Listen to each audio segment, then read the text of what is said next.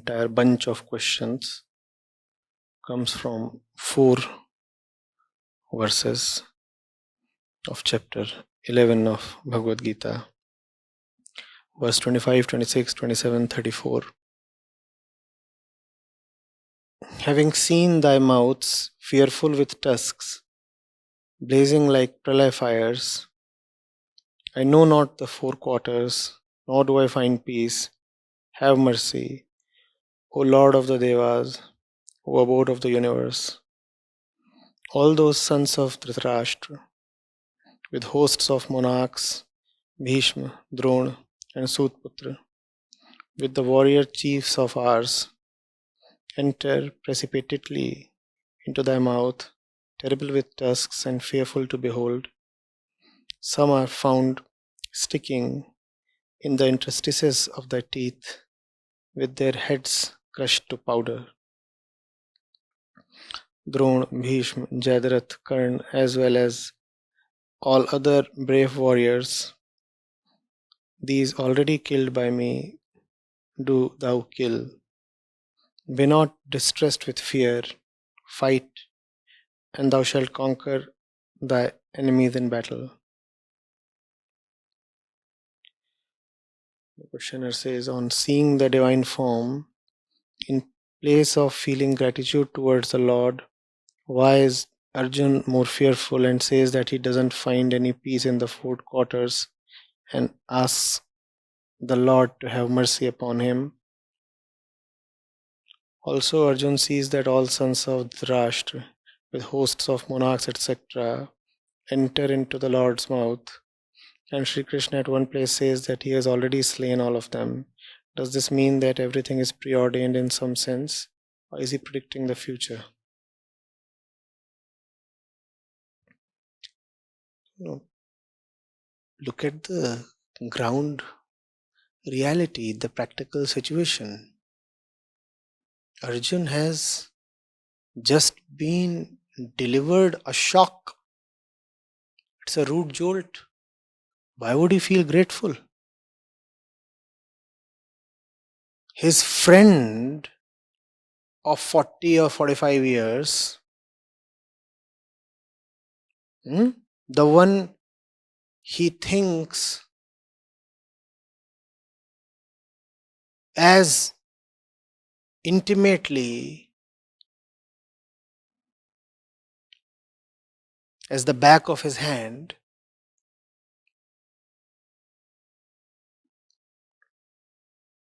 has suddenly displayed a totally unseen form to him. Why would Arjun feel grateful? And the form is not pleasant to top it. The form is unnerving, violent.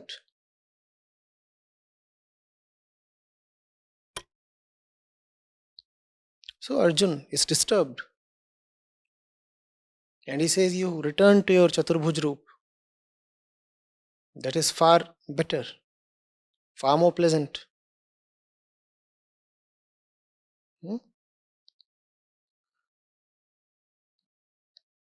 How would you or anybody feel if one of your close friends displays a ferocious Raudra Roop to you? Grateful? No, you would be shocked. So is Arjun. Then Krishna says that he has already slain Dhritarashtra and the others in the Kaurav party. So the question is, does this mean that everything is preordained, or is Krishna predicting the future? No.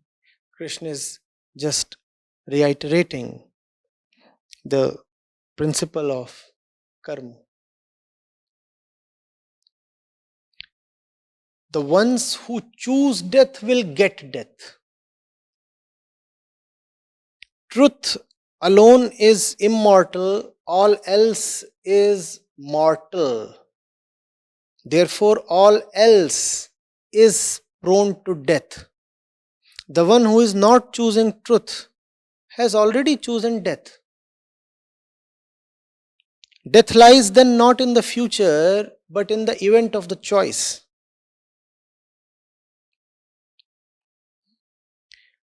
And Krishna makes it abundantly clear and repeatedly clear that you will get what you choose. Even I will come to you as per your choice. When I will behave and reciprocate to you according to your inclination. So, all the Kaurav warriors, by the dint of the very fact that they are standing opposite to Krishna, have chosen something that is not Krishna, obviously. Had they chosen Krishna, they would not have been found standing opposed to Krishna, right? So they had a choice to make. And what is the choice that they have made? The choice is to oppose Krishna. Krishna is truth. The ones who have opposed Krishna have already chosen death for themselves. And that's what Krishna is saying. Krishna is saying they have already chosen death. You simply act as the means to deliver to them what they have chosen for themselves. Nimitt matra. You are in a sense just carrying out their wishes. You're not even killing them.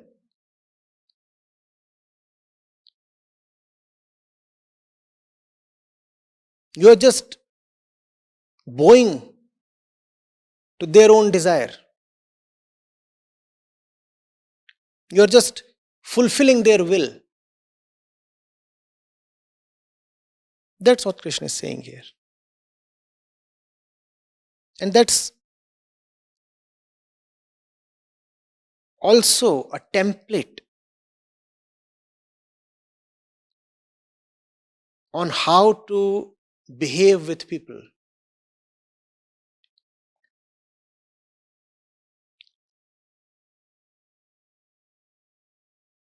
Give them what they have chosen. That is spirituality and that is justice. If someone has chosen Krishna, your dharma is to not to stop him or obstruct him on his way to Krishna. And if somebody has chosen death, then do not be unnecessarily worried or pained or saddened if he meets death. In fact, if the situation so demands, you will become the means through which death will come to that person. That doesn't mean you have killed him. He chose death. And remember that even Krishna cannot negate or override the choices made by you. Even Krishna keeps waiting for you to make the right choice. As long as you do not, Krishna can be at most a teacher, a guide, I may even say a supplicant. Just see what he is doing with Arjun. If Krishna is who he really is, and if Krishna knows fully well that the Kaurav party is bound to be decimated, then why does he have to teach Arjun, which is de facto pleading, to fight the Kauravas? If Krishna is indeed the Lord himself and all powerful, why does he have to repeatedly push Arjun, persuade him, may I say even beseech him? Krishna could have as well simply willed and the Kaurav party would have evaporated. Or Krishna could have simply ordered Arjun, I do not want to hear any arguments from you. Just fight and kill the damn fools.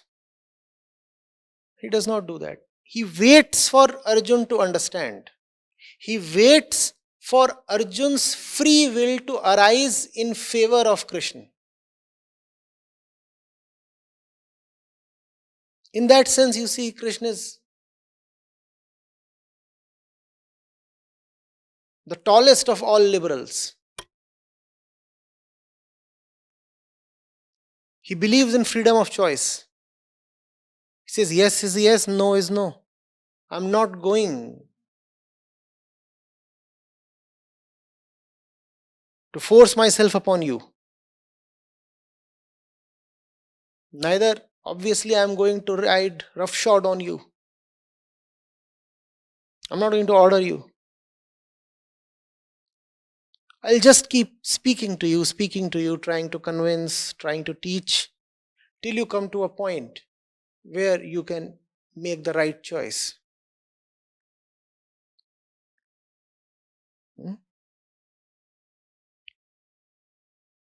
So it's about your choice. I've repeatedly said that your freedom to choose is so inherent and so inalienable to you that even Krishna cannot take it away. Even Krishna will have to wait for your consent.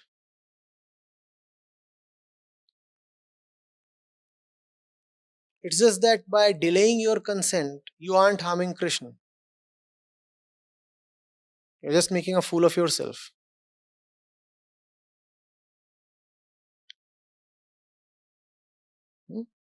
He'll keep knocking. He won't barge in. That's the thing with the free one. He respects freedom.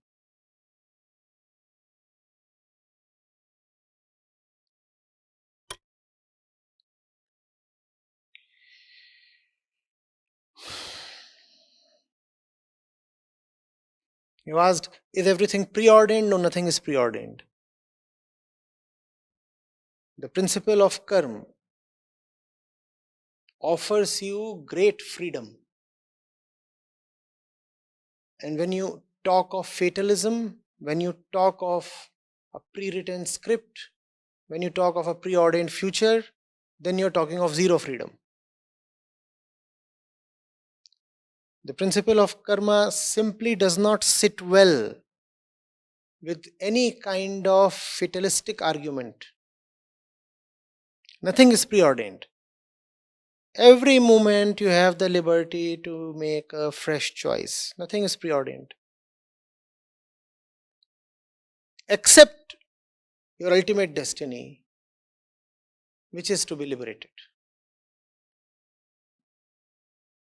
All else is within your powers, within your control, within your judgment. You will get what you do.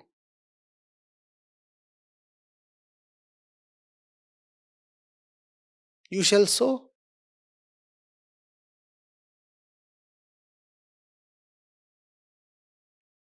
And you shall reap. So when you are sowing those seeds, know fully well that you would be the one reaping them. And once they are sown, you cannot avoid reaping. That facility is not available. Having been the doer, you will have to be the one who bears the results and fruits of your actions, the doing.